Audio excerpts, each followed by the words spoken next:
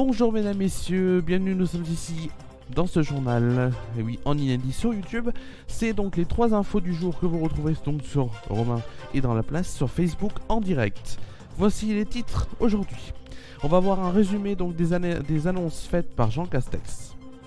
On va aussi avoir, par rapport au vaccin anti-Covid-19, une cyberattaque menée contre l'Agence européenne des médicaments. On en verra plus dans ce journal. Et en Ardèche, un incendie à Privas dans une cave où se trouvaient des bouteilles de gaz. Et heureusement, le pire est évité donc sans blessés. On va voir tout ça dans ce journal. Le journal c'est tout de suite et on aura bien sûr avec ça la météo. Mais avant la météo, on aura bien sûr aussi les résultats sportifs et quelques matchs ce soir de la Ligue Europa.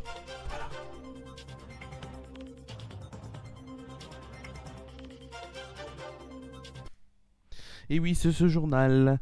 Alors que la seconde vague de l'épidémie du Covid-19 n'est pas encore terminée, l'exécutif a tranché. Jean Castex a annoncé ce jeudi donc que le confinement serait remplacé donc par un couvre-feu entre 20h et 6h du matin à partir du 15 décembre, sauf pour les territoires ultramarins. Il sera également en vigueur durant la soirée du 31 décembre, contrairement à ce qu'envisageait donc le gouvernement voilà quelques semaines, mais pas seulement celle du 24, donc pas pendant celle du 24 décembre. Donc c'est-à-dire que pour le 24 décembre, et on va voir ça donc dans quelques instants, on pourra circuler.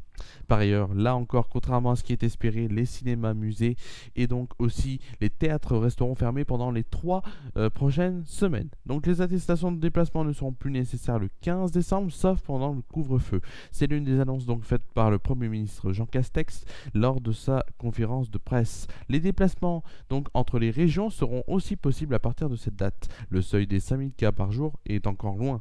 Fin octobre, Emmanuel Macron donc avait conditionné la levée du confinement à plusieurs critères, dont le seuil de 5000 cas de Covid-19 détectés par jour, avec 14 595 cas donc positifs enregistrés ce mercredi. L'objectif paraît alors hors d'atteinte. Pour autant, donc, la situation n'est pas uniforme sur l'ensemble du territoire. Certains départements semblent davantage touchés par le rebond épidémique. L'épineuse question des fêtes de fin d'année. Il déclare « Nous sommes tous en train de prendre des décisions requises pour protéger Noël et les fêtes de famille pour éviter que l'épidémie ne reparte encore de plus belle », a souligné donc depuis Bruxelles Emmanuel Macron en s'alarmant donc des situations très critiques dans beaucoup d'endroits en Europe. Le gouvernement doit apporter donc des précisions et des recommandations sur la tenue des fêtes. Les hackers ont touché une zone sensible. L'agence européenne donc de médicaments, la EM, a annoncé dans un communiqué publié ce mercredi avoir été la cible d'une cyberattaque. L'AEM, basée à Amsterdam, aux Pays-Bas, délibère actuellement sur la délivrance d'autorisations pour plusieurs vaccins contre le Covid-19. Lors de cette attaque, des documents liés à Pfizer et BioNTech ont d'ailleurs été piratés. Après l'annonce du piratage par l'agence européenne, le groupe Pfizer a rapidement indiqué que donc les documents liés à la demande d'autorisation de son vaccin contre le Covid-19 avaient été illégalement consultés lors d'une cyberattaque. Dans leur communiqué, les laboratoires Pfizer et BioNTech précisent qu'il s'agit de documents liés à la soumission réglementaire donc du vaccin candidat. Le vaccin Pfizer-BioNTech est considéré comme l'une des principales chances de réussite dans la lutte mondiale donc contre la pandémie du Covid-19. Le Royaume-Uni a d'ailleurs lancé donc sa campagne de vaccination, devenant le premier pays occidental à le faire. De son côté, l'Union européenne a pour l'instant commandé donc jusqu'à 300 millions de doses pour le vaccin de Pfizer et a passé 6 contrats au total avec différents groupes afin de pouvoir vacciner au plus vite la population des 27 États membres. À ce jour, 51 candidats donc vaccins sont testés donc sur des humains, 13 étant donc en dernière phase d'essai selon donc l'OMS. Un incendie s'est déclaré à 3h15 du matin, et oui, dans la nuit du 6 au 7 décembre dernier, à Privas en Ardèche, dans la cave d'un pavillon tenant à un hôtel. La présence de bouteilles de gaz dans le local, de près de 40 mètres carrés, attenant à l'hôtel, les châtaigniers présentaient donc des risques d'explosion, mais l'intervention rapide des sapeurs-pompiers de l'Ardèche a permis d'éviter le pire. Personne n'a été blessé et le feu a pu être maîtrisé sans propagation dans l'hôtel. L'établissement était vide du fait du confinement et les habitants du pavillon se relogeaient à l'intérieur. 3 fourgons donc et l'intervention d'une trentaine de pompiers ont été nécessaires pour mener cette intervention donc dans la cave et de ce pavillon situé donc route de Montélimar à Privas. Parlons tout de suite de sport avec la Ligue des Champions et donc les résultats. Midtjylland a fait match nul face à Liverpool 1-1.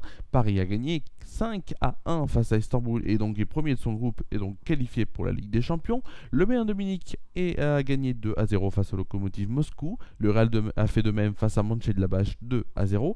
Salzbourg a perdu à domicile face à l'Atlético de Madrid, ancien club d'Antoine Griezmann, 2-0. Manchester City a gagné malheureusement pour Marseille 3-0 donc face aux Marseillais.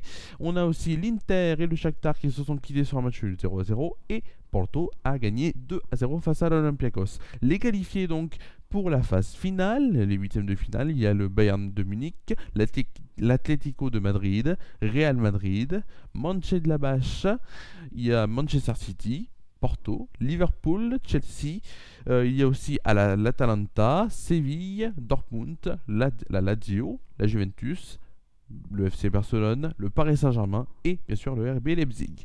On passe tout de suite à la météo. Demain matin, des pluies éparses seront présentes avec une température de 2 degrés. Dans l'après-midi, de rares averses nous accompagneront avec une température maximale de 7 degrés. En soirée, on aura encore de rares averses avec une température moyenne de 6 degrés. Et oui, 6 degrés, c'est pas mal quand même. 6 degrés. On va tout de suite donc se quitter pour ce journal sur YouTube. Merci à vous d'avoir suivi cette émission. Et voilà, cette émission qui est donc là jusqu'à la fin donc, de Romain est dans la place. C'est le journal de Romain dans la place que vous retrouverez donc ici. Voilà, ici. Merci à vous d'avoir suivi ce journal. Et on se retrouve donc lundi pour un nouveau journal. Passe un bon week-end.